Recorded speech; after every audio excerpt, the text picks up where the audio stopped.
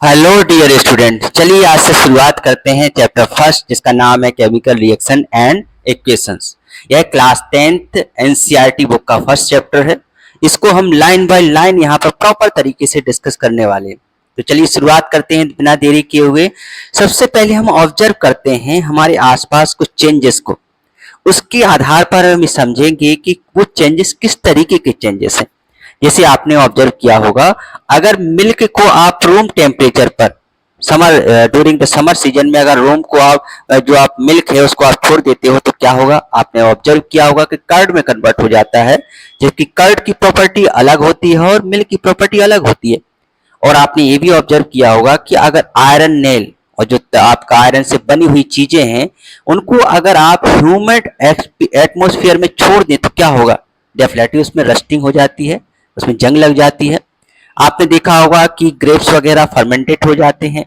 खाना का जो आपका फूड होता है उसको पकाया जाता है, food is cooked and digestion हमारी बॉडी में होता है, रेस्पायरेशन हमारी बॉडी में होता है। तो ये सभी चेंजेस आपने देखे होंगे। तो इन सभी चेंजेस को जब आपने ऑब्जर्व किया होगा तो इसमें आप देख रहे हैं कि इसमें न्यू प्रॉपर्टी के कंपाउंड का फॉर्मेशन होता है। न्यू प्रॉपर्टी कंपाउंड का फॉर्मेशन होता है। एक आपने चीज देखी होगी कि ये जो चेंजेस होते हैं इसमें जो कंपाउंड का फॉर्मेशन होता है उसकी प्रॉपर्टी जिससे मिलकर वो बना है उससे क्या हो जाती है, डिफरेंट हो जाती है। तो ये कहलाता है हमारा केमिकल चेंज। कहीं ना कहीं यही केमिकल चेंजेस को, जो केमिकल चेंजेस हम बात कर रहे हैं, इन्हीं केमिकल चेंजेस को जिसके थ्रू हम रिप्रेजेंट करेंगे या फिर जिसकी स्टडी करेंगे वो कहलाएगा हमारे केमिकल रिएक्शन एंड इक्वेशन। तो इसी तरीके के केमिकल चेंजेस को या केमिकल रिएक्शंस को हम यहाँ पर एक एक्टिविटी के द्वारा समझने वाले हैं। तो आइए बिना देरी किए हुए सबसे पहले हम एक एक्टिविटी करते हैं 1.1। तो 1.1 एक्टिविटी हम करते हैं जो कि आपकी बुक में फर्स्ट एक्टिविटी है। तो इस एक्टिविटी करने के लिए सबसे पहले हमने लिया है कि मैग्नीशियम रिबन। मैग्नीशियम रिबन क्या है? मैग्नीशियम एक मेटल्स होता है जो कि रिएक्टिव मेटल्स है। इस मेटल को हमने लिया यहाँ पर और लेने के बाद हमें पता है कि अभी अभी हमने कहा कि ये रिएक्टिव मेटल्स है। जब रिएक्टिव मेटल्स है तो डेफिनेटली इस पे ऑलरेडी एक लेयर फॉर्म हुई होगी जैसे मैग्नीशियम ऑक्साइड की। तो ऑलरेडी अगर लेयर जमी हुई है या फॉर्म हुई है तो ये फर्दर रिएक्ट नहीं करेगा। तो हमारे पास अब टास्क क्या आ जाता है कि इसको हम क्लीन करें और pure magnesium ribbon, pure magnesium उसको हम लेके आए। तो इसके लिए हम क्या करते हैं, इसके लिए हम क्या करेंगे, सैंड पेपर लेके आएंगे, इसको रफ करेंगे ताकि हमारे पास क्लीन मैग्नीशियम रिबन हमको देखने को मिल जाए। फिर इस मैग्नीशियम रिबन को लाने के बाद हम क्या करेंगे, इसको बर्नर के पास ले जाएंगे और बर्नर के पास ले जाकर इसको हम जैसे हम इसको बर्न करते हैं तो हम ये देखते हैं बेटा कि ये जो है कैसा है, आपका डेडलिंग व्हाइट फ्लेम के साथ ही जलने लगता है और धीरे धीरे एश के फॉर्म में, पाउडर के फॉर्म में नीचे जमा होने लगता है। तो यहाँ पर अगर हम देखें कि जैसे हम मैग्नीशियम जिसका सिंबल Mg होता है, इसको हमने बर्न किया तो ये आसपास की ऑक्सीजन के साथ रिएक्ट करके क्या बना रहा है, मैग्नीशियम ऑक्साइड, मैग्नीशियम MgO का फॉर्मेशन कर रहा है। यानी मैग्नीशियम ऑक्साइड को मैग्नीशियम को आप जैसे गर्म करते हो या हीट करते हो तो वो ऑक्सीजन के साथ रिएक्ट करके एस में कन्वर्ट हो जाता है। यानी व्हाइट पाउडर जो मैग्नीशियम ऑक्साइड होता है एक तरीके का व्हाइट पाउडर होता है जो नीचे जमा हो जाता है। तो आइए इस एक्टिविटी को एग्जाम पॉइंट ऑफ व्यू से हम कैसे लर्न कर लेते हैं कि इस एक्टिविटी में हुआ क्या है। इस एक्टिविटी में ऑब्जर्व हमने किया है कि जब भी मैग्नीशियम रिबन को हम बर्न करते हैं तो ये डेजलिंग व्हाइट फ्लेम के साथ जलती है और किस में कन्वर्ट हो जाती है, व्हाइट पाउडर के रूप में कन्वर्ट हो जाती है। This powder is magnesium oxide होता है जो कि नीचे हम कलेक्ट कर लेते हैं। It is form due to the reaction between magnesium and oxygen present in the air. एक तरीके की केमिकल रिएक्शन है जो हमने यहाँ पर परफॉर्म की। तो यहाँ पर हमने देखा बेटा कि यहाँ पर एक जो मैग्नीशियम है वो ऑक्सीजन से रिएक्ट करके मैग्नीशियम ऑक्साइड बनाता है जिसकी प्रॉपर्टी मैग्नीशियम से डिफरेंट होती है। आइए एक एक्टिविटी और के द्वारा हम इस थोड़ा सा समझते हैं कि केमिकल चेंजेस को थोड़ा समझने की कोशिश करते हैं, वो हमारी 1.2। इस एक्टिविटी में क्या किएंगे, इस एक्टिविटी में हमने रखा है लीड नाइट्रेट। क्या रखा बेटा, लीड नाइट्रेट रखा है। लीड नाइट्रेट के साथ किसे मिला दिया है, पोटेशियम आयोडाइड। जब लीड नाइट्रेट को हम किसे मिला देते हैं,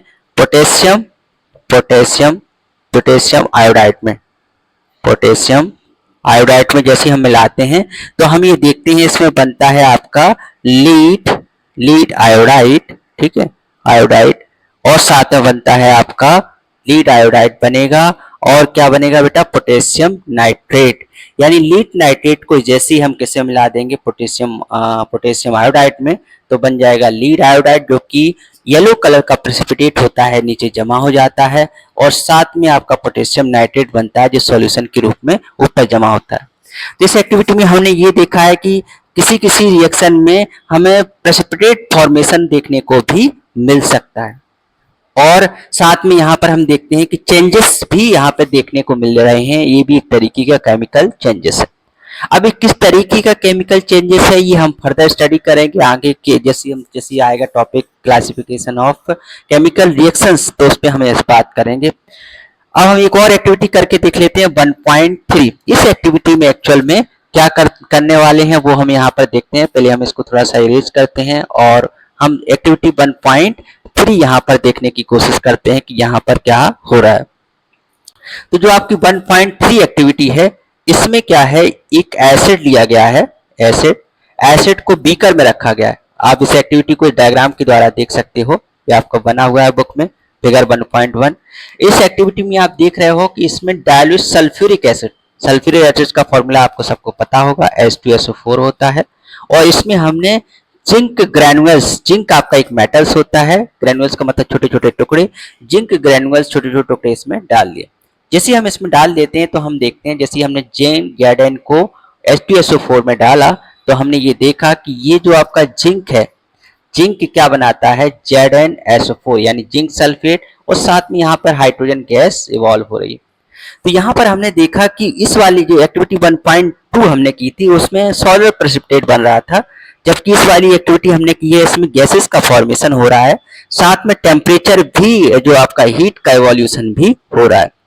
तो आइए मेन पॉइंट देखते हैं कि जो केमिकल चेंजेस होते हैं हमारे आसपास, जो केमिकल चेंजेस होती हैं, केमिकल रिएक्शंस होती हैं, उसमें क्या क्या चेंजेस देखने को मिल सकते हैं। तो मे भी आप देख सकते हैं क्या क्या चेंजेस देख सकते हैं केमिकल रिएक्शंस में।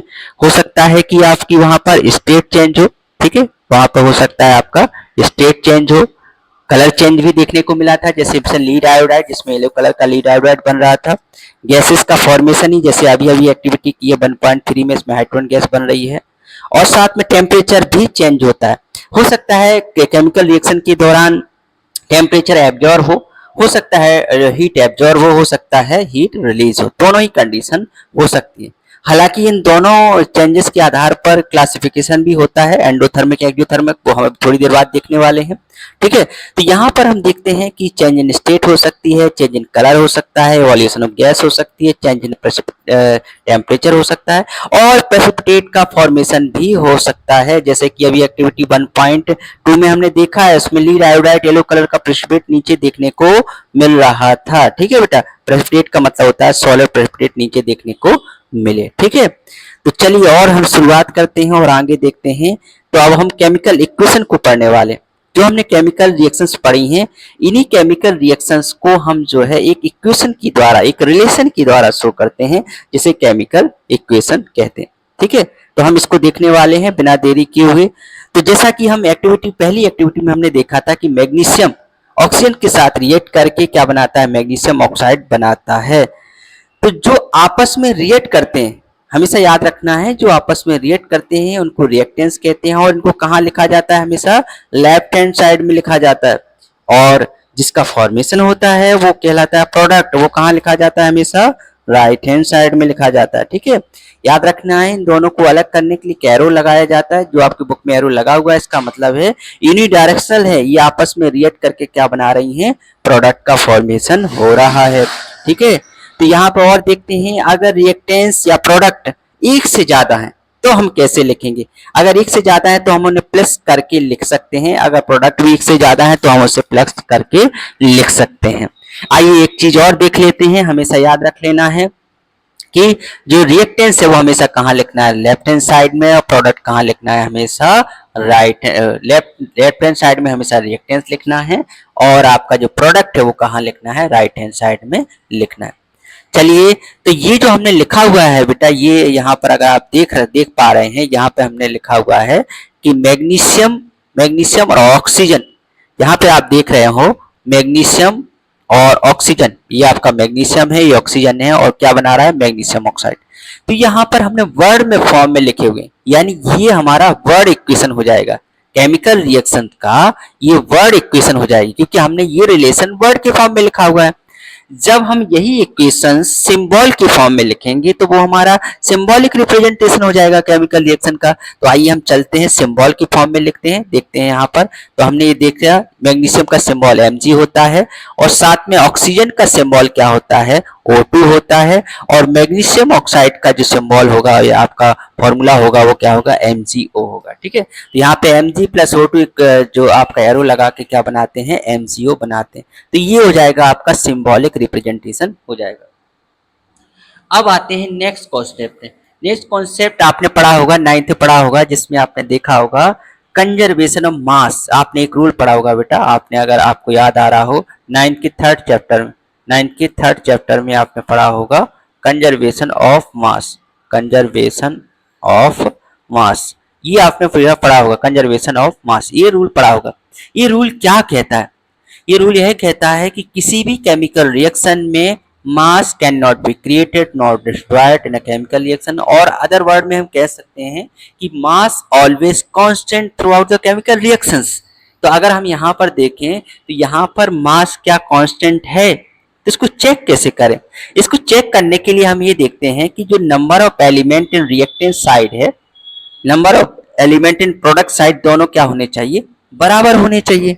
तो क्या यहाँ पर बराबर हैं, तो आइए हम देखते हैं।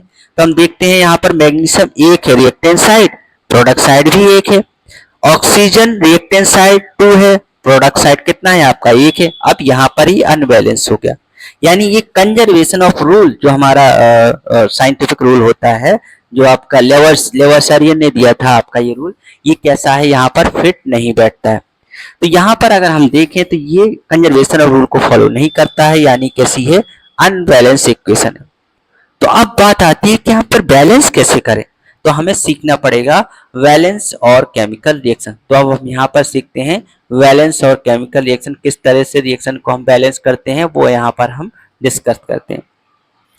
तो केमिकल रिएक्शन को बैलेंस करने के लिए हम एक एग्जांपल लेते हैं। पहले हम ये समझते हैं कि बैलेंस क्या कहलाता है, यानी हम एक यहाँ पर पहले बैलेंस केमिकल रिएक्शन लेते हैं, जो कि हमने एक्टिविटी 1.3 में किया था। हमने क्या किया था, जिंक ग्रेन्यूल्स को सल्फ्यूरिक एसिड में मिलाया था और बन रहा था जिंक सल्फेट और हाइड्रोजन गैस बन रही थी। इसको हम चेक करते हैं क्या ये बैलेंस है, तो ये तो आपकी वर्ड इक्वेशन हो गई, इसी को हमने लिख लिया सिंबॉलिक रिप्रेजेंटेशन। अब इसका हम बनाते हैं आपकी टेबल देखते हैं। यहाँ पर सबसे पहले हम एलिमेंट लिखते हैं। एलिमेंट आपका जिंक है, जिंक लिख दिया हमने, हाइड्रोजन है, हाइड्रोजन लिख दिया हमने, सल्फर है, सल्फर लिख दिया, और ऑक्सीजन है, ऑक्सीजन भी लिख दिया। 4 ही एलिमेंट हमारे इस इक्वेशन में दिए हुए। अब ये देखते हैं कि number of atom in reactant side कितने हैं। तो number of atom reactant side हम गिनते हैं। जिंक हमारा कितना है, 1 है, हमने लिख दिया। हाइड्रोजन हमारा 2 है, तो हमने 2 लिख दिया। सल्फर हमारा 1 है, हमने 1 लिख दिया। ऑक्सीजन हमारा 4 है, हमने 4 लिख दिया। हम प्रोडक्ट साइड देखते हैं, नंबर ऑफ एटम में प्रोडक्ट साइड देखते हैं। तो यहाँ पर जब हम बात करते हैं तो जिंक हमारा 1 है, हमने 1 लिख दिया। ठीक है, हमारा सल्फर हाइड्रोजन कितना है हमारे पास, 2, अगेन 2 है, 2 लिख दिया हमने। और सल्फर हमारे पास कितना है, 1 है, हमने 1 लिख दिया। और ऑक्सीजन हमारा कितना है, 4 है, हमने 4 लिख दिया। तो यहाँ पर अगर हम चेक करें बेटा, तो यहाँ पर सभी number of atom reactant side और प्रोडक्ट साइड कैसे हैं, बराबर हैं।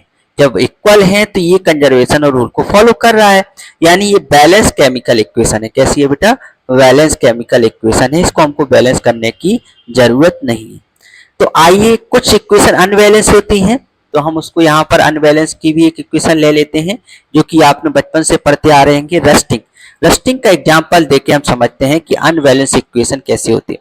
तो हमने देखा होगा कि आयरन वाटर वेपर के साथ रिएक्ट करके क्या बनाता है, आयरन ऑक्साइड बनाता है और हाइड्रोजन गैस रिलीज होती है।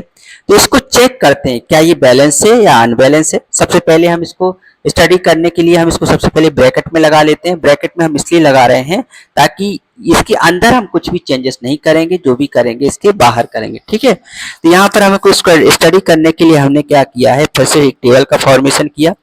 टेबल ऑफ फॉर्मेशन करने के लिए आप देख पा रहे होंगे हमने क्या किया, आयरन यहाँ पर एक एलिमेंट है, हमने आयरन लिख दिया। हाइड्रोजन यहाँ पर है एलिमेंट, हमने हाइड्रोजन लिख दिया, ऑक्सीजन भी है तो हमने ऑक्सीजन भी लिख दिया। अब हम बात करते हैं कि number of atom reactance side कितने हैं। तो अगर हम ये देखें तो आयरन कितना है हमारे पास, एक, हमने एक लिख दिया, और हाइड्रोजन हमारे पास दो है, हमने दो लिख दिया, ऑक्सीजन हमारे पास एक है, हमने एक लिख दिया। प्रोडक्ट साइड देखते हैं, प्रोडक्ट साइड देखने के लिए हमने आयरन कितना है हमारे पास, तीन, हमने तीन लिख दिए, ऑक्सीजन हमारे पास कितना है, चार, हमने चार लिख दिया, और हाइड्रोजन हमारे पास दो है, हमने दो लिख दिया। इसको चेक करते हैं क्या number of element reactants side और number of element product side बराबर हैं। तो यहाँ पर हम चेक करें तो नहीं है, क्लियरली दिख रहा है कि यहाँ पर आयरन आपका एक है जबकि आयरन यहाँ पे थ्री है। तो क्लियरली हम देख पा रहे हैं यहाँ पे number of element not equal to number of atom in product, number of atom in reactants side not equal to number of atom in product side. यानी यह इक्वेशन कैसी है, अनबैलेंस केमिकल इक्वेशन है। तो अब इसको हमको बैलेंस करना पड़ेगा। बैलेंस करने के लिए हम थर्ड रूल में जाते हैं। थर्ड रूल में हम ये देखते हैं, सबसे पहले बैलेंस करने का पहला रूल जो ऐसा होता है कि इसमें इस केमिकल रिएक्शन में हम ये ऑब्जर्व करें कि सबसे ज्यादा नंबर में कौन सा एटम प्रेजेंट है, और साथ में कंडीशन ये होनी चाहिए कि वो सिंगल प्लेस पर होना चाहिए। एलिमेंट या रिएक्टेंट साइड जहां भी हो वो सिंगल प्लेस में हो और मैक्सिमम नंबर में हो। ये दो कंडीशन हम यहाँ पर देखते हैं, एक तो मैक्सिमम नंबर में हो और सिंगल प्लेस में हो। तो अगर इसको हम गौर से देखें तो यहाँ पर ऑक्सीजन अगर दोनों में हम चेक करें तो ऑक्सीजन ये है, फेरस ऑक्साइड है, इसमें ऑक्सीजन 4 है प्रोडक्ट साइड, तो रिएक्टेंट साइड भी 4 होना चाहिए। तो इसके लिए हम क्या करते हैं, ऑक्सीजन वाटर में अवेलेबल है रिएक्टेंट साइड, तो हम क्या करेंगे, वाटर में 4 का मल्टीप्लाई कर देंगे। जैसे वाटर में 4 का मल्टीप्लाई करेंगे तो हमारा ऑक्सीजन भी कितना हो जाएगा, 4 हो जाएगा। तो आइए हम इसको करके देखते हैं।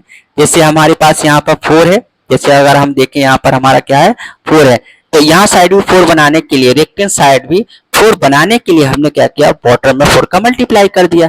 जैसे 4 का मल्टीप्लाई किया हमने तो हम देख पा रहे हैं कि हमारा जो ऑक्सीजन तो 4 हो जा रहा है, लेकिन अब जो इफेक्टेड एलिमेंट, इफेक्ट कौन सा हुआ है हमारा, हाइड्रोजन हुआ है। तो हाइड्रोजन हमारा कितना हो जाएगा, 8 हो जाएगा। यानी अगर हम इसको दोबारा देखें इनिशियल कंडीशन में, अब हमारा हाइड्रोजन कितना हो जाएगा, 8। यानी कहीं ना कहीं हमको हाइड्रोजन को बैलेंस करना पड़ेगा। तो हाइड्रोजन को बैलेंस करने के लिए हम क्या करते हैं, जबकि हम देख पा रहे हैं कि यहाँ पर जो प्रोडक्ट साइड है यहाँ पर हाइड्रोजन 2 है, तो इस साइड कितना, इस साइड भी हाइड्रोजन 8 होना चाहिए। तो इस साइड भी हम क्या कर देते हैं, 4 का मल्टीप्लाई कर देते हैं। जैसे हम 4 का मल्टीप्लाई करते हैं तो अब हम देखते हैं कि यहाँ पर भी हाइड्रोजन हमारा कितना हो जाता है, 8 हो जाता है। प्रोडक्ट रिएक्टेंट साइड भी हमारा हाइड्रोजन 8 है, और साथ में ऑक्सीजन भी हमारा प्रोडक्ट साइड 4 है, रिएक्टेंट साइड भी 4 है। अब बचा हुआ लास्ट एलिमेंट हमारा क्या है बेटा, आयरन है। अब आयरन को अगर हम देखें तो आयरन यहाँ पे 3 है, इस साइड भी 3 होना चाहिए। तो हम क्या करेंगे, इस साइड 3 का मल्टीप्लाई कर देंगे। तो जैसे हम यहाँ पर 3 का मल्टीप्लाई करते हैं तो हम देखते हैं कि फाइनल हमारे पास एक बैलेंस केमिकल इक्वेशन आ जाती है। इसको आइए हम चेक करते हैं।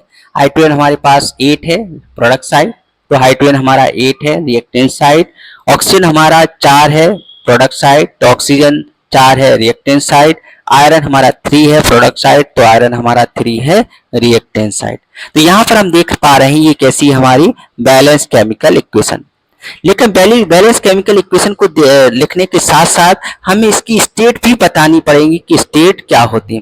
तो स्टेट बताने के लिए फिर थोड़ा सा पहले हम यहाँ पर समझाते हैं कि अगर किसी केमिकल रिएक्शन में, चाहे प्रोडक्ट साइड हो चाहे रिएक्टेंट साइड हो, कोई एलिमेंट लिखा हुआ है और उसके ब्रैकेट में लिखा हुआ है एल, तो इसका मतलब वो लिक्विड स्टेट में, किस स्टेट में है बेटा, लिक्विड स्टेट में है।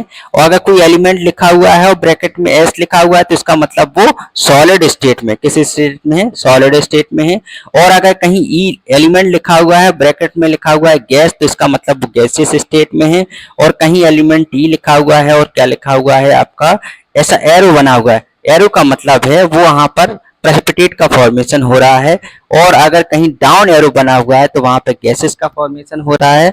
और अगर कहीं एक्वस फॉर्म लिखा हुआ है तो इसका मतलब वो सॉल्यूशन के फॉर्म में गिवन है। ठीक है, तो यहाँ पर हम वही चीज ऑब्जर्व करते हैं कि जो बैलेंस हमने केमिकल इक्वेशन बनाई है इसमें देखते हैं कि कौन सी किसकी स्टेट क्या है।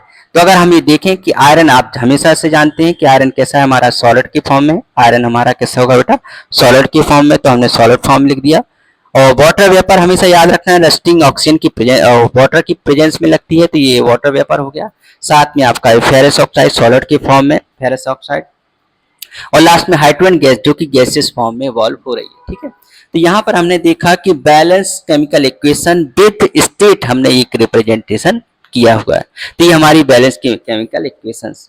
ठीक है, तो यहाँ पर हम कुछ और चीजें देखते हैं, याद रख लेना है।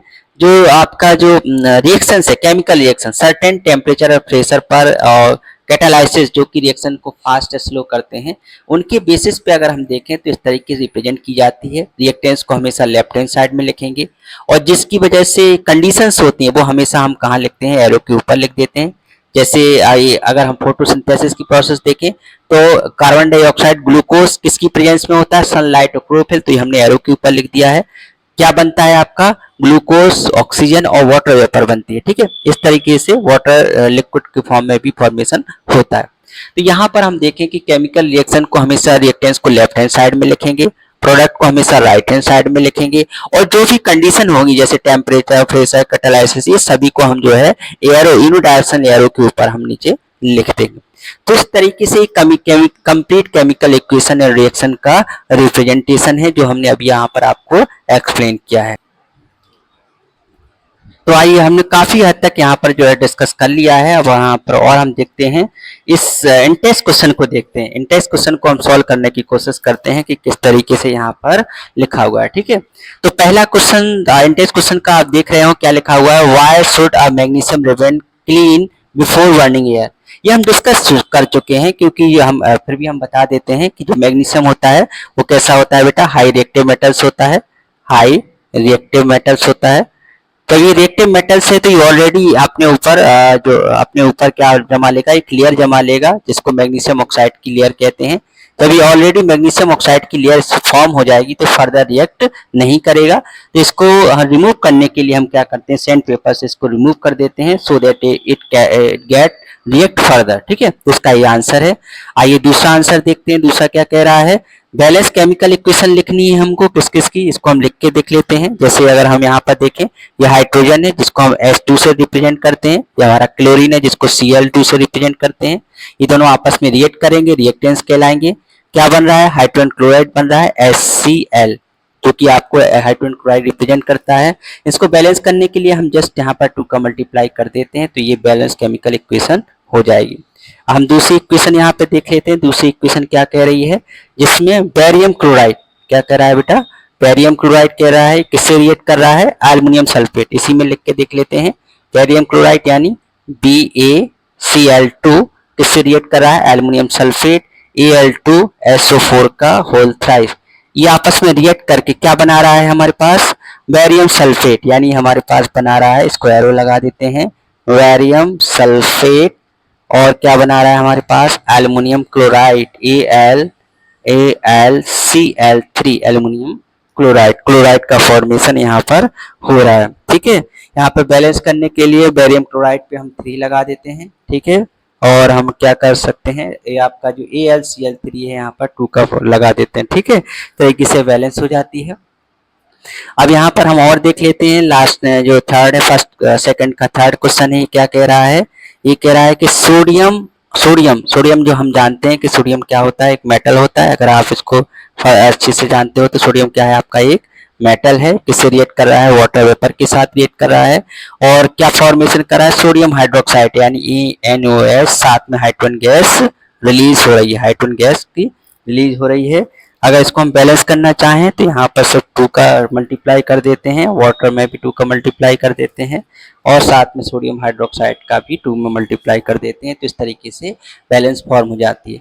इस रिएक्शन में याद रखना है कि यहाँ पर गैसेस का फॉर्मेशन हो रहा है, इसलिए हमने ऐसा एरो यहाँ पर लगा दिया है। ठीक है, तो और लिख भी सकते हैं, ये आपका सॉलिड फॉर्म है, ये वाटर फॉर्म है, ये आपका एक्वस फॉर्म में रहेगा। ठीक है, आइए थर्ड क्वेश्चन को देखते हैं हम यहाँ पर। थर्ड क्वेश्चन क्या कह रहा है, थर्ड इक्वेशन भी बैलेंस केमिकल इक्वेशन को बनाने के लिए कह रहा है। ठीक है, तो यहाँ पर अगर हम देखें तो ये क्या कह रहा है, सोडियम सॉल्यूशन है किसका है, बेरियम क्लोराइड, यानी हम पहले लिखते हैं बेरियम क्लोराइड, यानी बेरियम क्लोराइड को आप जानते हो BaCl2, ये क्लास 9th में थर्ड चैप्टर प्रैक्टिस की है हमने।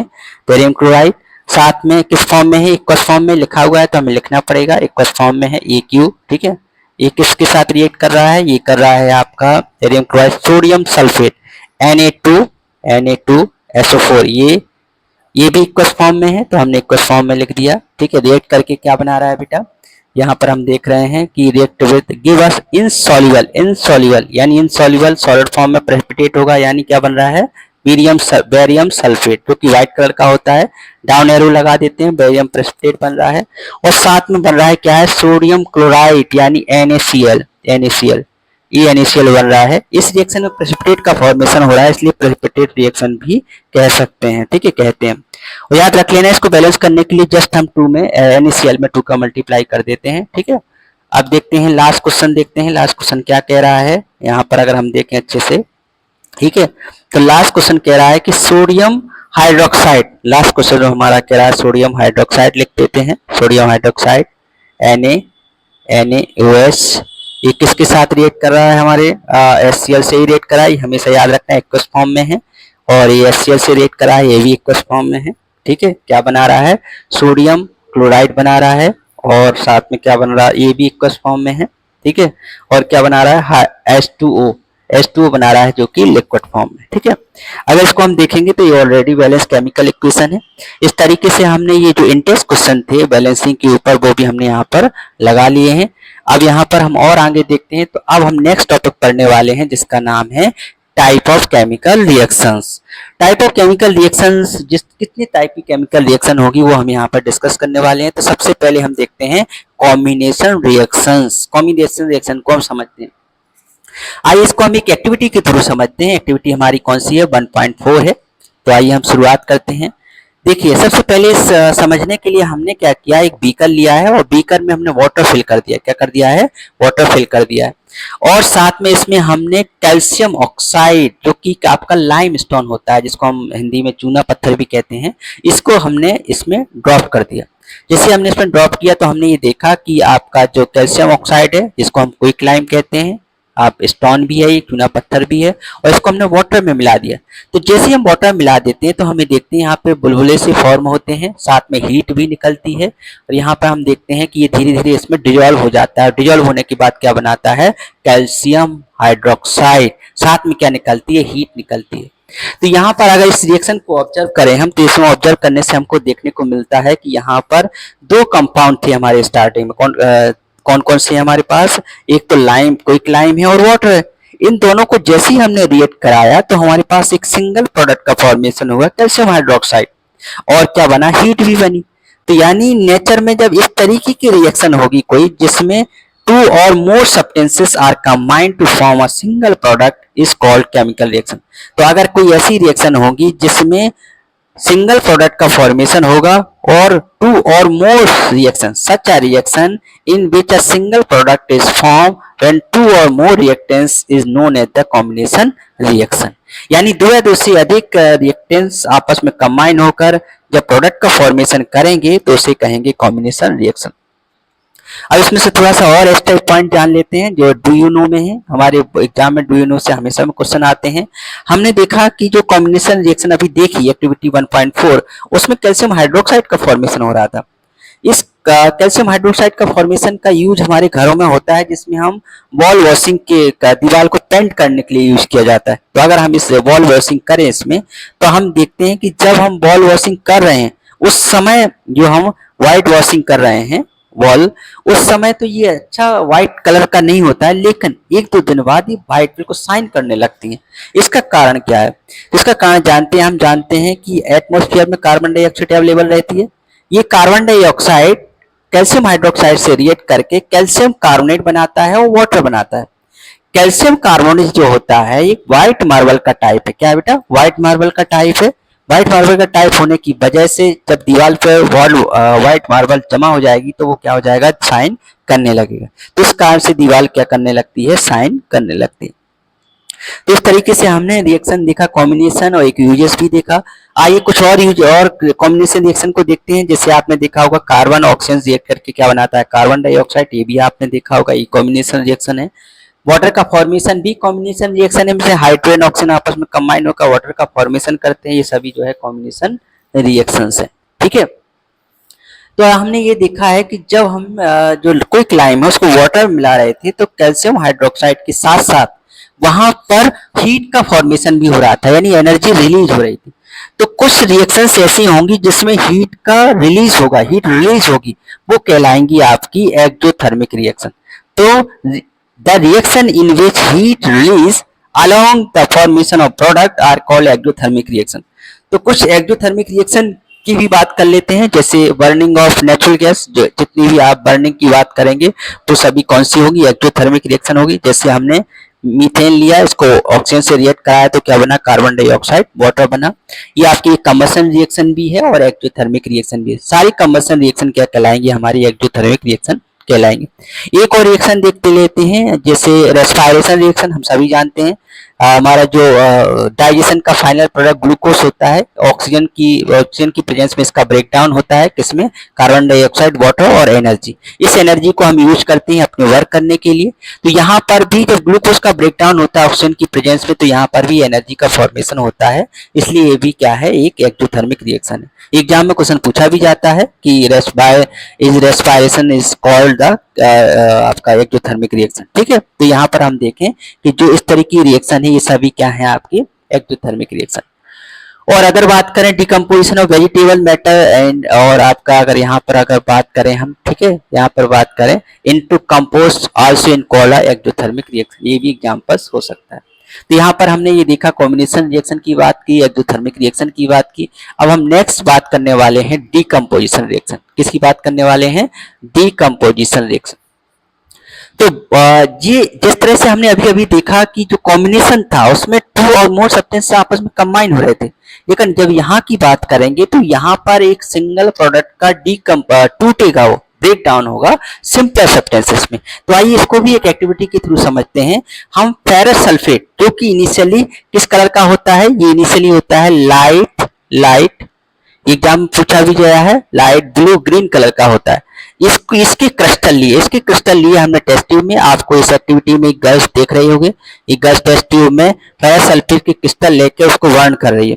तो उसको बर्न कर रही है तो पहले तो ये light blue colour green colour का था, लेकिन जैसे ही वो बर्न कर रही है तो यहाँ पर गैसेस का फॉर्मेशन हो रहा है। ठीक है, आपका यहाँ पर देख रहे हैं, यहाँ पर गैसेस का फॉर्मेशन हो रहा है। ठीक है, और साथ में यहाँ पर आप देख रहे हैं उसका कलर भी चेंज हो रहा है, कलर थोड़ा सा रेडिश ब्राउन टाइप का होने लगा है।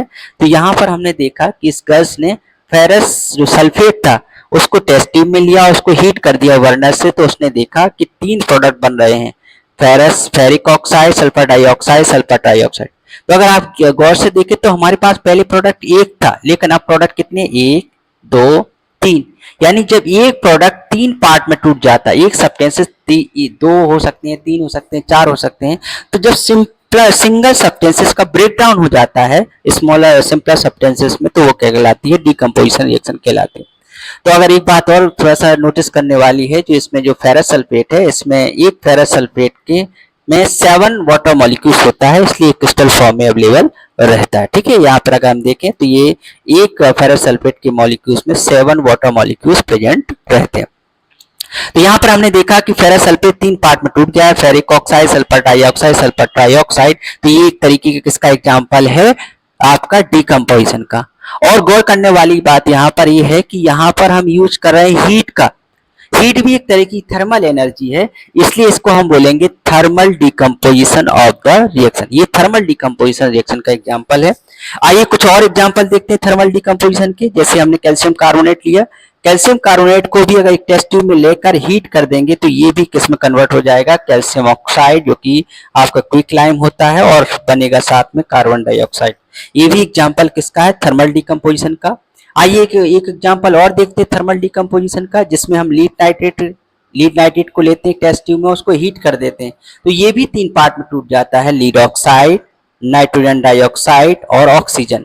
यहाँ पर हम देख रहे हैं कि जो लीड ऑक्साइड है ये येलो कलर का नीचे जमा हो जाता है सॉलिड फॉर्म में, और नाइट्रोजन डाइऑक्साइड और ऑक्सीजन जो है, नाइट्रोजन डाइऑक्साइड आपका यहाँ पर आप देख रहे हो इसमें फ्यूम के साथ ये बाहर निकलती हुई दिखाई देती है, और ऑक्सीजन भी। ठीक है, तो यहाँ पर भी एक सिंगल प्रोडक्ट भी 3 पार्ट में टूट रहा है, तो ये भी कैसा हो जाएगा, आपका एक डीकम्पोजिशन रिएक्शन हो जाएगा। इसका कलर हमको याद रखना है, इसका कलर कैसा होता है, येलो कलर का होता है। तो ये तो 3 एग्जाम्पल है, चाहे आप लीड नाइट्रेट की बात करें, चाहे आप फेरस सल्फेट की बात करें, चाहे आप कैल्शियम कार्बोनेट की बात करें, इन तीनों को डिकम्पोज करने के लिए हमने हीट का यूज किया, यानी हमने हीट दी हुई है जो कि थर्मल एनर्जी है। तो तीनों एग्जाम्पल किसके हो जाएंगे, थर्मल डिकम्पोजिशन के हो जाएंगे। आइए और दूसरी अदर एनर्जी सोर्सेस के द्वारा डिकम्पोजिशन की बात कर लेते हैं। जैसे हम नेक्स्ट बात करने वाले हैं एक्टिविटी 1.4 में, यहाँ पर डिकम्पोजिशन के लिए हम इलेक्ट्रिसिटी यूज करने वाले, क्या यूज करने वाले हैं, इलेक्ट्रिसिटी यूज करने वाले हैं। तो इसके लिए हमने क्या किया, ये मग लिया और मग में वाटर फिल कर दिया है, साथ में यहाँ पर 2 होल किए हुए हैं जहाँ पर रबर कोर के द्वारा यहाँ पर हमने 2 इलेक्ट्रोड लगा दिए हैं और इलेक्ट्रोड को हमने वायर के द्वारा एक बैटरी से कनेक्ट कर दिया। साथ में यहाँ पर हमने एक स्विच भी लगा दिया है जिससे हम ऑन ऑफ कर पाएंगे, ठीक है। अब यहाँ पे जिसका भी फॉर्मेशन हो वो हमें ऑब्जर्व हो जाए, उसके लिए हमने क्या किया है, उसमें हमने 2 टेस्ट ट्यूब लिए हैं और आपका जो उल्टी करके यहाँ पर इस तरह से रबर कॉर्क से फिक्स कर दिए हैं ताकि यहाँ पर जिसका भी फॉर्मेशन हो वो हमें यहाँ पर देखने को मिल जाए, ठीक है। तो अब हम क्या करते हैं, जैसे हम स्विच को ऑन करते हैं तो यहाँ पे बुलबुले टाइप के देखने को मिलते हैं और यहाँ पर गैसेस का फॉर्मेशन होता है। इस गैसेस को जब भी हम ऑब्जर्व करके हमने इसको देखा तो हमने ये देखा कि जो हमारा एनोड था, एनोड पे हमको ऑक्सीजन गैस देखने को मिली है।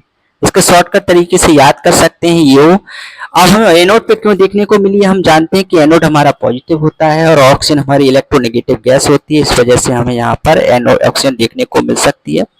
और यहाँ पर हाइड्रोजन हमें कहाँ देखने को मिल रही है, कैथोड पे देखने को मिल रही है और साथ में हाइड्रोजन पर ही हाइड्रोजन गैस जो हमें कैथोड पर दिख रही है क्योंकि कैथोड हमारा थोड़ा सा नेगेटिव होता है और हाइड्रोजन पॉजिटिव बिहेव करेगी इस मैटर में, ठीक है। साथ में एक तरीका और हो सकता है, हमें पता है कि जब वाटर हमारा डिकम्पोज होगा तो बनेगा हमारा H2 और O2 बनेगा। इसको बैलेंस अगर हम करें तो यहाँ पर बैलेंस करने के लिए यहाँ पर हाइड्रोजन 2 है, यहाँ पर भी 2 है, लेकिन यहाँ पर ऑक्सीजन 1 है, यहाँ पर ऑक्सीजन 2 है, तो यहाँ पर ऑक्सीजन को हमको 2 का मल्टीप्लाई करना पड़ेगा। जैसे हम 2 का मल्टीप्लाई करेंगे तो फिर यहाँ पर भी हमें 2 का मल्टीप्लाई करेंगे।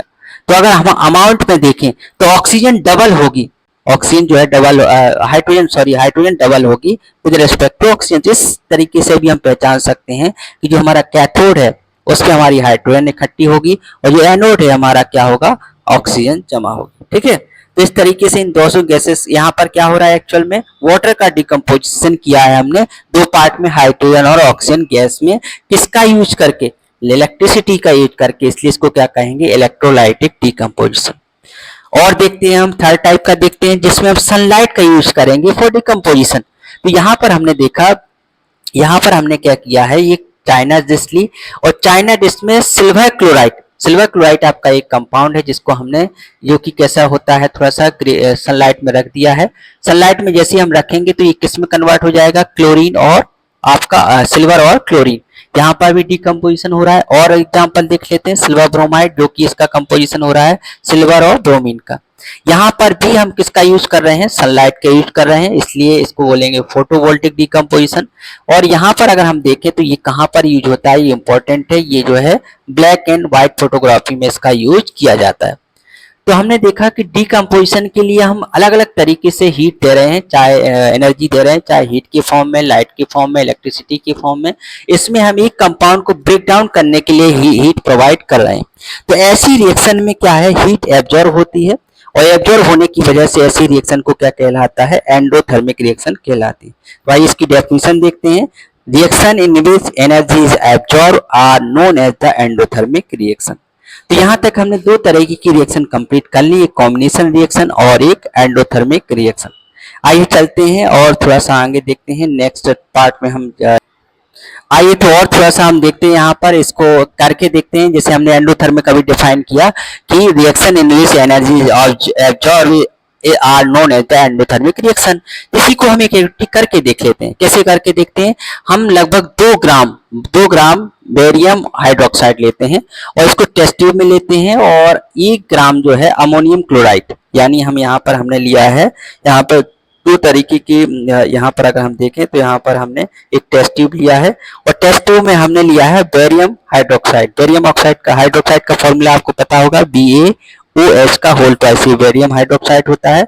साथ में हमने लिया है अमोनियम क्लोराइड यानी NH4Cl अमोनियम क्लोराइड। इन दोनों को मिलाया तो हमने ये देखा कि वहां पर बेरियम क्लोराइड बनता है और साथ में बनता है आपका अमोनिया बनता है 3 बनता है और साथ में हाइड्रोजन गैस बनती है। तो ये हाइड्रोजन गैस बनने के बाद हम देखते हैं कि जैसे ही हम टच करते हैं, जिस बीकर में हमने मिलाया है जिससे उस बीकर को हम टच करते हैं, तो हम ये देखते हैं कि वहां पर ठंडा फील यानी कूल फील होता है। यानी ये तरीके की, ये है तो डबल डिस्प्लेसमेंट रिएक्शन जिसको हम अभी आगे पढ़ने वाले हैं, लेकिन यहाँ पे हम ये ऑब्जर्व करेंगे कि इस रिएक्शन में हीट एब्जॉर्ब हो रही है। यानी ये रिएक्शन किसका एग्जाम्पल हो जाएगी? एंडोथर्मिक रिएक्शन का एग्जाम्पल हो जाएगी। आइए चलते हैं अब इंडेक्स क्वेश्चन देखते हैं। ठीक है, इंडेक्स, तो चलिए आइए इंडेक्स क्वेश्चन को देखते हैं। इंडेक्स क्वेश्चन को समझने के लिए पहला क्वेश्चन देखते हैं। पहला क्वेश्चन क्या कह रहा है? The solution of a substances x is used for white washing. अभी हमने थोड़ी देर पढ़ा था जिसमें डी ने लिखा था, ये इसका कंपोनेंट होता है आपका कैल्शियम हाइड्रोक्साइड, कैल्शियम ऑक्साइड, इसको लाइम, क्विक लाइम कहते हैं, स्टोन नहीं कहते हैं। ठीक है, तो इसका नाम अगर हम देखें तो क्या है? कैल्शियम ऑक्साइड है। ठीक है, अब हम ये कह रहा है कि ये किस तरीके से रिएक्ट करके क्या बनाता है, जिसको हम वाटर में मिलाते हैं। तो हम ये देखते हैं कि जब भी हम कैल्शियम ऑक्साइड को वाटर में मिलाते हैं तो बनता है हमारा कैल्शियम हाइड्रोक्साइड, और साथ में क्या बनती है? हीट बनती है। तो इसका फॉर्मेशन होता है, इसको ये पूछ रहा है। ठीक है, और अगर हम देखें तो आपका जो सेकंड क्वेश्चन है, सेकंड क्वेश्चन में क्या कह रहा है? What is the amount of gas collected in one of the test tube is activity 1.7, double of the amount collected in other tube. अभी अभी हमने देखा था कि जो हाइड्रोजन गैस थी वो डबल अमाउंट में थी। किसमें थी? आपकी कैथोड में थी, और एनोड में आपकी ऑक्सीजन में थी, जो कि हाफ थी। तो इसका हम कैसे समझ सकते हैं? हम जानते हैं कि जो केमिकल रिएक्शन होती है वाटर की, अगर वाटर की हम डिकम्पोजिशन की रिएक्शन लिखें तो इसको अगर हम देखें बेटा, तो अगर हम देखें तो हाइड्रोजन और ऑक्सीजन में टूट जाता है। इसको बैलेंस भी अगर हम करें तो यहाँ पर 2 का मल्टीप्लाई करना पड़ेगा, यहाँ पर भी करना पड़ेगा, तब ये बैलेंस होगा। तो अगर इसको हम कंपेयर करें तो जब 1 मोल आपकी ऑक्सीजन है तो यहाँ पर हाइड्रोजन डबल अमाउंट में, यानी यहाँ पर जब ये रिएक्शन, एक रिएक्शन कंप्लीट होगी तो ऑक्सीजन के कंपैरिजन में जो हाइड्रोजन होगी कैसे होगी? डबल अमाउंट में होगी, जो कि कहाँ पर होगी? कैथोड में होगी। ठीक है, और ये कौन सी इलेक्ट्रोड में होगी? ये एनोड इलेक्ट्रोड पे होगी। ठीक है, इस तरीके से क्वेश्चन ये पूछा जा रहा है। ठीक है, तो आइए अब हम नेक्स्ट रिएक्शन को देखते हैं, जो कि हमारी डिस्प्लेसमेंट रिएक्शन। डिस्प्लेसमेंट रिएक्शन को भी हम एक एक्टिविटी के द्वारा समझने की कोशिश करते हैं। जैसे हमने एक आपका टेस्ट ट्यूब लिया हुआ है, इस टेस्ट ट्यूब में हमने रख दिया है कॉपर सल्फेट सॉल्यूशन। क्या रख दिया है? कॉपर सल्फेट सॉल्यूशन, जो कि इनिशियली कैसा कलर का होता है? हमारा ब्लू कलर का होता है। ठीक है, और इसमें हमने आयरन नेल डाल दी, जो कि इनिशियली कैसी है? ग्रे कलर की है। डालने के बाद हमने यहाँ पे 2 आयरन नेल डाली हुई हैं। ठीक है, यहाँ पर हमने देखा, तो ये हम कुछ देर बाद हम जब इसको ऑब्जर्व करते हैं तो हमें देखते हैं कि इसका जो ब्लू कलर है वो कैसा हो जाता है? फेड्स अवे हो जाता है, यानी ब्लू कलर गायब हो जाएगा। तो ये ब्लू कलर कहाँ गया? एक्चुअल में जो ब्लू कलर था ये कॉपर, उसमें कॉपर के आयन डिजोल्व थे। अभी कॉपर के आयन यहाँ से किस में कन्वर्ट हो जाते हैं? सॉलिड कॉपर में कन्वर्ट हो जाती हैं, और आयरन धीरे धीरे इसमें डिजोल्व हो जाता है। इसकी वजह से ये कॉपर जो सल्फेट का सॉल्यूशन है वो किसका बन जाएगा? आयरन सल्फेट का सॉल्यूशन है। ठीक है, तो यहाँ पर हम देख रहे हैं जैसे आयरन नेल है, पहले कैसी कलर की हो गई है। ठीक है, यहाँ पर हम देख रहे हैं कि इसमें ब्राउनिश कलर की हो गई है, क्योंकि यहाँ पे कॉपर जमा हो गया है। और कॉपर कैसे कलर का हो गया है? आप यहाँ पे देख पा रहे हैं, ये colour fades, blue colour fades away हो गया है, यानी कहीं ना कहीं इसका कॉपर जो है गायब हो गया है और आयरन उसमें डिजोल्व हो गया है। ठीक है, तो इसको रिएक्शन के द्वारा समझते हैं। एक्चुअल में हुआ क्या है यहाँ पर? तो यहाँ पर हम देखते हैं कि जो आपका आयरन है वो कॉपर सल्फेट के सॉल्यूशन में जैसे ही हम मिलाते हैं तो ये क्या करता है? आयरन कॉपर से ज्यादा रिएक्टिव होने की वजह से खुद उस कॉपर को रिमूव कर देता है, डिस्प्लेस कर देता है, खुद उसमें डिजोल्व हो जाता है। तो कुल मिलाकर हम इसमें अगर हम बात करें तो एक ऐसी रिएक्शन है जिसमें हाई रिएक्टिव मेटल्स किसी सॉल्यूशन में अगर हम डिजोल्व करें तो ये हाई रिएक्टिव मेटल्स खुद उसमें डिजोल्व हो जाएगा और उसमें लेस रिएक्टिव एलिमेंट को डिस्प्लेस कर देगा, यानी बाहर कर देगा। तो ये कहलाती है हमारी डिस्प्लेसमेंट रिएक्शन। इसके और एग्जांपल्स को देखते हैं, जैसे जिंक है, जिंक कॉपर सल्फेट में हमने डाला तो जिंक भी जिंक सल्फेट बनाएगा और क्या होगा? कॉपर बाहर इकट्ठा हमको देखने को मिल जाएगा। और एक एग्जांपल देखते हैं लीड। लीड को जैसे कॉपर क्लोराइड में हम डालेंगे तो लीड खुद घुल जाएगा, लीड क्लोराइड बनाएगा, साथ में कॉपर हमारा बाहर देखने को मिल जाएगा। ठीक है, तो इन सभी रिएक्शन में अगर हमने देखा कि जिंक, लीड ये मोर रिएक्टिव है, किससे? कॉपर के। तभी तो कॉपर के सॉल्यूशन में से कॉपर को इन्होंने क्या कर दिया है? डिस्प्लेस कर दिया है और खुद जो है इसमें कंपाउंड के फॉर्मूले में डिजोल्व हो गए। ठीक है, यानी खुद उसमें डिजोल्व हो गए हैं और कॉपर सल्फेट को displace the copper from its compound. तो ये कहलाती है हमारी डिस्प्लेसमेंट रिएक्शन। आइए नेक्स्ट रिएक्शन देखते हैं, डबल डिस्प्लेसमेंट रिएक्शन। जैसा कि डिस्प्लेसमेंट में देख रहे थे एक मेटल्स था, दूसरा सॉल्यूशन था। यहाँ पर हम दोनों ही सॉल्यूशन लेते हैं, यानी दोनों कंपाउंड है और इक्वस फॉर्म में है। दोनों को जो हमने मिलाते हैं तो यहाँ पर जो चीज देखने को मिलती है एक्सचेंज ऑफ आयंस। कैसा बेटा? Exchange of ion. जैसे अगर हम यहाँ पे देखें, जैसे सोडियम सल्फेट, ये किससे मिलकर बना है? ये मिलकर बना है आपका Na+ और सल्फेट आयंस, इनसे मिलकर बना है, ठीक है। और अगर बेरियम क्लोराइड का देखें तो ये Ba+ से मिलकर बना है और +2 से मिलकर, और आपका Cl- से मिलकर बना है। तो ऐसी रिएक्शन में जब दोनों ही आयन से मिलकर बने हो, इनको जब हम मिलाते हैं तो इनमें exchange of ion takes place होता है। यानी यहाँ का सोडियम किसके साथ मिल जाएगा? Cl के साथ, तो बनाएगा सोडियम क्लोराइड। और बेरियम किसके साथ मिल जाएगा? सल्फेट के साथ, तो बनाएगा बेरियम सल्फेट। यानी ऐसी रिएक्शन जिसमें iron exchange of iron takes place, यानी इसमें अगर हम डिफाइन करें तो एक यहाँ पर बाइस प्रेसिपिटेट बेरियम सल्फेट देखने को मिलता है। साथ में ऐसी रिएक्शन जिसमें एक्सचेंज ऑफ आयन होते हैं, वहां पर क्या कहलाता है? Double displacement reaction. यानी यहाँ पे डबल डिस्प्लेसमेंट हुआ है। तो ये हमने डबल डिस्प्लेसमेंट रिएक्शन का एग्जांपल देखा। अब थोड़ा सा और हम आगे जानने की कोशिश, आइए और थोड़ा सा आगे जानने की कोशिश करते हैं। हम यहाँ पर अगर हम देखें बेटा, तो यहाँ पर हम जो एक्टिविटी 1.2 की थी उसको थोड़ा सा और डिस्कस करते हैं। वहां पर हमने थोड़ा सा इसको कम डिस्कस किया था क्योंकि हमने डबल डिस्प्लेसमेंट रिएक्शन नहीं पढ़ी थी, जबकि वह एग्जांपल डबल डिस्प्लेसमेंट का था। तो यहाँ पर जो एक्टिविटी 1 पॉइंट था, इसमें क्या हो रहा था? आपका जो लीड नाइट्रेट है, यानी आप PbNO3 का होल ट्वाइस, NO3 का होल ट्वाइस, ये किससे रिएक्ट कर रहा था? हमारा पोटेशियम आयोडाइड यानी Ki से। बन क्या रहा था हमारे पास? अगर हम इसको ऑब्जर्व करें तो बन रहा था हमारा लीड नाइट्रेट। क्या बन रहा था बेटा? इसमें बन रहा था लीड आयोडाइड बन रहा था, PbI2 बन रहा था, और साथ में क्या बन रहा था? पोटेशियम नाइट्रेट, पोटेशियम नाइट्रेट, ये हमारा फॉर्मेशन हो रहा था। इसको बैलेंस भी कर देते हैं, यहाँ पर 2 का मल्टीप्लाई कर देते हैं, पोटेशियम आयोडाइड में भी 2 का मल्टीप्लाई कर देते हैं, तो ये बैलेंस केमिकल इक्वेशन हो जाएगी। तो इस रिएक्शन में भी अगर हम देखें तो यहाँ पर जो बन रहा था लीड आयोडाइड, इसका कलर याद रख लेना है, कलर येलो कलर का फॉर्मेशन होता है, प्रेसिपिटेट बनता है और इक्वस की फॉर्म में होता है, ठीक है। यहाँ पर अगर हम देखें तो लीड आयोडाइड है, ये भी इक्वस फॉर्म में होता है, और आपका जो पोटेशियम आयोडाइड है ये भी इक्वस फॉर्म में होता है। ये आपस में मिलाते हैं और बनता है आपका लीड आयोडाइड, जो कि येलो कलर का प्रेसिपिटेट होता है, और साथ में आपका पोटेशियम नाइट्रेट भी फॉर्मेशन होता है, ठीक है। तो आइए हम और इसको आगे समझते हैं, ऑक्सीडेशन और रिडक्शन, जो कि हमारा नेक्स्ट टॉपिक है। चलिए और तो आगे हम और आगे देखते हैं, थोड़ा सा डिस्कस करते हैं। अब हम न्यू टॉपिक पढ़ने वाले हैं जिसका नाम है ऑक्सीडेशन एंड रिडक्शन। इसको भी हम एक एक्टिविटी के द्वारा समझते हैं। इसको समझने के लिए हमने क्या किया है, एक कॉपर सरफेस लिया है, जो कि जिसमें copper surface of copper powder become coated with a black oxide, इसको हमने लिया है। एक्चुअल में होता क्या है इसमें? तो जब कॉपर है आपका, कॉपर ऑक्सीजन के साथ रिएक्ट करके, कॉपर ऑक्सीजन के साथ रिएक्ट करके in the presence of heat, ये किस में कन्वर्ट हो जाता है? कॉपर ऑक्साइड, जो कि एक ब्लैक कलर की सब्सटेंसेस बनाता है। ये एक तरीके की ब्लैक कोटिंग होती है जो कॉपर के ऊपर देखने को मिलती है। तो एक्चुअल में हुआ क्या है यहाँ पर? यहाँ पर अगर हम देखें अच्छे से, इसको चेक करें, तो यहाँ पर कॉपर में ऑक्सीजन ऐड हुई है। क्या हुआ है? कॉपर में ऑक्सीजन ऐड हुई है, तो यहाँ पर कॉपर का क्या हुआ है? ऑक्सीडेशन हुआ है। तो अगर हम ऑक्सीडेशन की बात करें तो ऑक्सीडेशन ऐसा कोई रिएक्शंस होती हैं जिसमें ऑक्सीजन ऐड होती है। याद रख लेना है, ऑक्सीडेशन वह रिएक्शन हो जाएगा जिसमें एडिशन ऑफ ऑक्सीजन हो जाएगा, एडिशन ऑफ ऑक्सीजन हो जाएगा, और साथ में कह सकते हैं removal of hydrogen, removal of hydrogen, यानी जिसमें ऑक्सीजन ऐड हो या फिर हाइड्रोजन रिमूव हो, वो ऑक्सीडेशन कहलाती है। तो इसका अगर हम अपोजिशन में देखें, रिडक्शन की बात करें, तो रिडक्शन इसका जस्ट अपोजिट हो जाएगा। रिडक्शन क्या हो जाएगा बेटा? जस्ट अपोजिट हो जाएगा। उसमें रिमूवल ऑफ ऑक्सीजन हो जाएगा, removal of oxygen and addition of hydrogen, addition of hydrogen हो जाएगा, ठीक है। तो यहाँ पर याद रख लेना है कि ऑक्सीडेशन क्या कहलाती है?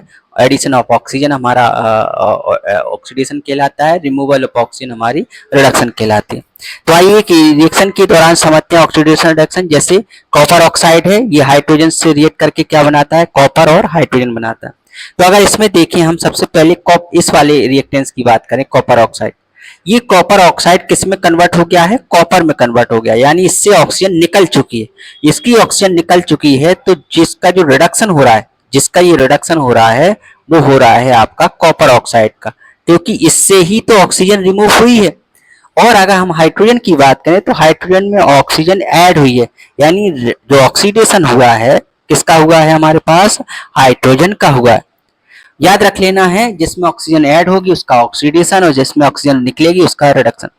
और एक और थोड़ा सा वर्ड देखने को मिलता है ऑक्सीडाइजिंग एजेंट। ऑक्सीडाइजिंग डाइजिंग एजेंट, ऑक्सीडाइजिंग एजेंट वो होता है जो इसके लिए ऑक्सीडेशन के लिए रिस्पॉन्सिबल होता है। यहाँ पर अगर हम देखें तो ऑक्सीडेशन किसका हो रहा है, हाइड्रोजन का। तो जब हाइड्रोजन का ऑक्सीडेशन हो रहा है तो ऑक्सीडाइजिंग एजेंट होगा कॉपर ऑक्साइड। और यहाँ पर रिडक्शन किसका हो रहा है, कॉपर ऑक्साइड का। तो जो रिडक्शन के लिए रिस्पॉन्सिबल होता है तो वो कहलाता है रेड्यूसिंग एजेंट। क्या कहलाता है, रेड्यूसिंग एजेंट। रेड्यूसिंग एजेंट यहाँ पर क्या होगा, यहाँ पर होगा हाइड्रोजन। तो इस तरीके से हमने ऑक्सीडेशन रिडक्शन को देखा, ठीक है। तो आइए हम और एक्टिविटी की द्वारा देखते हैं। जैसे मान लो जिंक ऑक्साइड है, कार्बन जिंक और कार्बन मोनोऑक्साइड में कन्वर्ट होता है, तो यहाँ पर जिंक ऑक्साइड का रिडक्शन हो रहा है जिंक में, और कार्बन का ऑक्सीडेशन हो रहा है कार्बन मोनोऑक्साइड का। और एग्जांपल देखते हैं जिसमें मैग्नीज ऑक्साइड है, ये हाइड्रोजन क्लोराइड से रिएक्ट करके मैग्नीज क्लोराइड वाटर और क्लोरीन का फॉर्मेशन करता है। तो अगर इसमें भी अगर हम देखें तो इसमें तो हम बता चुके हैं। अगर इसमें हम देखें सेकंड वाली इक्वेशन में तो HCl जो है ऑक्सीडाइज हो रहा है Cl में, ठीक है, ऑक्सीडाइज हो रहा है Cl में। और हमारा अगर हम देखें मैग्नीशियम ऑक्साइड रिड्यूस हो रहा है मैग्नीशियम क्लोराइड, मैग्नीशियम क्लोरीन। तो याद रख लेना है, जहां पर ऑक्सीजन ऐड होगी वहां पर ऑक्सीडेशन होगा, जहां पर ऑक्सीजन रिमूव होगी वो क्या कहलाएगा, रिडक्शन कहलाएगा, ठीक है। तो यहाँ पर भी अगर हम देखें तो जो मैग्नीशियम है, मैग्नीशियम क्या हो रहा था, फर्स्ट जो एक्टिविटी देखी थी 1.1 में, इसमें भी मैग्नीशियम जो बर्न हो रहा था ड्रेजलिंग फ्लेम के साथ हो रहा था ऑक्सीजन की प्रेजेंस में। तो इसका भी जो मैग्नीशियम ऑक्साइड में कन्वर्ट हो रहा था तो ये भी क्या हो रहा था, ऑक्सीडाइज हो रहा था, ठीक है बेटा। तो चलिए एक और लास्ट टर्म देखते हैं जिसका नाम है कोरोजन। कोरोजन क्या है, कोरोजन धीरे धीरे किसी भी सब्सटेंसेस का कम होना या धीरे धीरे उसकी जो लेयर है वो धीरे धीरे, जैसे इसका एग्जांपल रस्टिंग हो सकता है। तो जो आपका एलिमेंट है कंपाउंड है वो धीरे धीरे उसका जो कम होते जाना या फिर उसका क्षरण एक टाइप का कहते हैं वो कहलाता है कोरोजन कहलाता है। इसका बेस्ट एग्जांपल आपका क्या है, रस्टिंग है। और भी बहुत सारे एग्जांपल्स हो सकते हैं। ये किसकी प्रेजेंस में होंगे, मॉइस्चर की प्रेजेंस में होंगे जनरली, ठीक है। और ऑक्सीजन के साथ रिएक्ट करके भी धीरे धीरे कोरोजन होता है। जैसे ग्रे कलर की आयरन में आपकी जो है रेड ब्राउन कलर की लेयर जम जाती है, ठीक है। तो इसको थोड़ा सा अगर थोड़ा सा समझना चाहें तो इसको रीड भी कर लेते हैं। You have observe that iron particle are shiny where new but get coated with a reddish brown powder when left for some time. This process is commonly known as the rusting of iron. Some other metals also get terminated in this manner. Have you noticed that the color of the coating form on copper and silver when a metal is attacked by substances around it such as moisture, acid, etc. is said to be corrode. corrode का मतलब होता है धीरे धीरे substances का कम होते जाना, ठीक है। And this process is called corrosion. Corrosion हो जाएगी, ठीक है। यहाँ से आप इसको थोड़ा सा लर्न भी कर लेना है, ठीक है। ब्लैक का इसका एग्जांपल भी दिया है, black coating of silver and green coating of copper, ये कुछ एग्जांपल है कोरोजन के, ठीक है। और corrosion cause damage to car body, कुछ वो लिखे हुए हैं जिसमें आप देख सकते हो कि इसकी इफेक्ट देखने को क्या मिलते हैं। रेंसिडिटी क्या होता है, रेंसिडिटी हमारा जो फूड पार्टिकल होता है उसका धीरे धीरे खराब हो जाना रेंसिडिटी कहलाता है, ठीक है।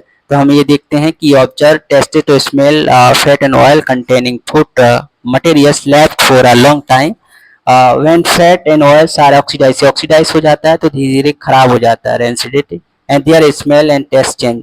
तो इसको रोकने के लिए हमको क्या करना पड़ेगा, इसके ऑक्सीडेशन को रोकना पड़ेगा। इसके लिए हम क्या करते हैं, एंटीऑक्सीडेंट जैसे चिप्स वगैरह के पैकेट में नाइट्रोजन गैस को फिल कर देते हैं सो दैट वो ऑक्सीजन के साथ रिएक्ट ना कर पाए, ठीक है।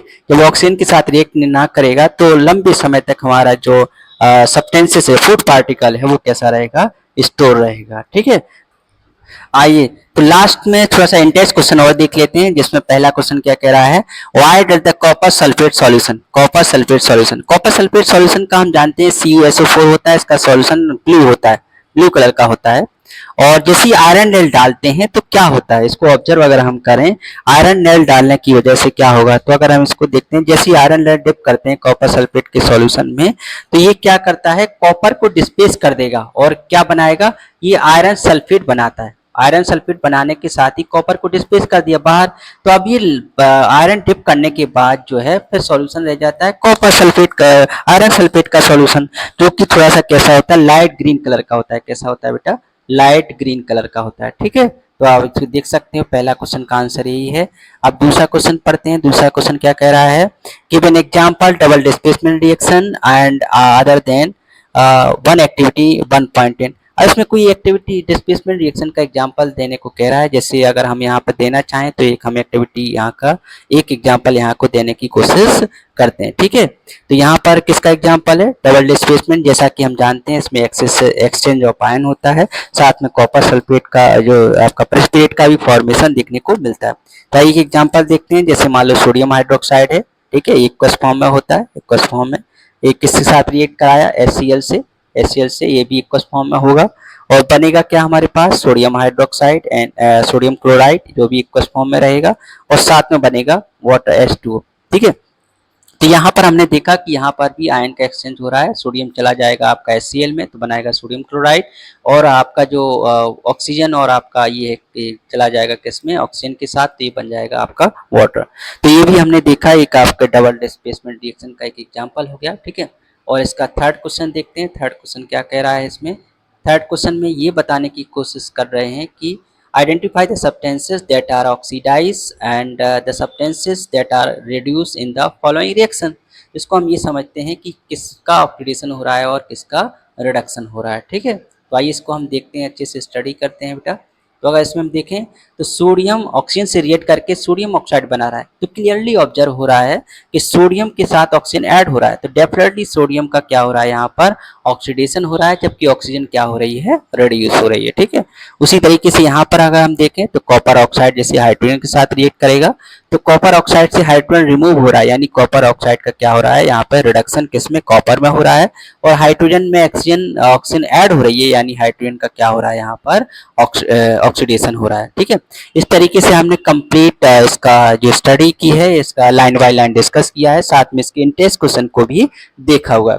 अब रही बात इसकी एक्सरसाइज के क्वेश्चन, तो हम इसमें एक दूसरा इसका लेक्चर बनाएंगे और इसमें एक्सरसाइज की कंप्लीट क्वेश्चन, जो एक्सरसाइज की क्वेश्चन है उसको समझाने की कोशिश करेंगे। ठीक है, तो आइए जिसमें हम इस तरह से हमने इसको अच्छे से ऑब्जर्व किया है। ठीक है, आइए थोड़ा सा और। तो अगर हम इसको, इसमें हमने देखा कि इसमें सारे हमने जो है एक्सरसाइज के क्वेश्चन और आपका जो है आपके जो इंटेंस क्वेश्चन सबको एक्सप्लेन किया हुआ है। ठीक है, इसी तरीके से हम क्या करेंगे, जो आपकी 10th की एनसीईआरटी की जो टोटल न्यू बुक के अकॉर्डिंग जो 13 चैप्टर हैं उन सभी को यहाँ पर हम डिस्कस करने की कोशिश करेंगे। चैनल को सब्सक्राइब करने की कोशिश करिए और शेयर कीजिए ताकि उन लोगों का भला हो सके जो कि कोचिंग अफोर्ड नहीं कर सकते। ये जनरली ये जो सीरीज है उन्हीं के लिए यूजफुल होगी जो कोचिंग अफोर्ड नहीं कर पा रहे हैं किसी कारणवश, है ना।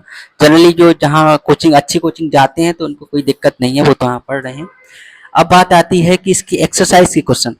तो एक्सरसाइज के क्वेश्चन के लिए हम एक ये वीडियो बहुत लंबा होने वाला है, क्योंकि यहाँ पर लगभग जो है अगर हम देखें 58 मिनट हो चुके हैं।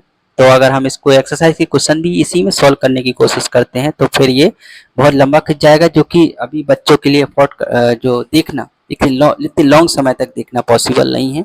इसलिए हम एक्सरसाइज के क्वेश्चन जो है एक सेपरेट वीडियो बनाने की कोशिश करेंगे। ठीक है, तो यहाँ पर हम देख रहे हैं कि एक बार थोड़ा सा रिकैप कर लेते हैं हमने क्या क्या पढ़ा है। हमने सबसे पहले केमिकल रिएक्शन की डेफिनेशन देखने की कोशिश की है। ठीक है, तो उसके बाद हमने बैलेंसिंग केमिकल इक्वेशन के बारे में जाना, फिर हमने बैलेंसिंग के बारे में जाना, कैसे बैलेंसिंग करते हैं, एक बैलेंसिंग का एग्जाम्पल भी देखा, साथ में हमने इंटरेस्ट क्वेश्चन देखे, और फिर उसके बाद हमने टाइप ऑफ केमिकल रिएक्शन पढ़ने की कोशिश की जिसमें हमने कॉम्बिनेशन रिएक्शन और आपका जो फिर कॉम्बिनेशन के बाद कॉम्बिनेशन में ही हमने एक्टोथर्मिक की बात की थी। ठीक है, फिर उसके बाद डीकम्पोजिशन रिएक्शन। डीकम्पोजिशन भी 3 तरीके के थे हमारे पास, एक थर्मल डीकम्पोजिशन, इलेक्ट्रोलाइटेड डीकम्पोजिशन और फोटोवोल्टिक डीकम्पोजिशन।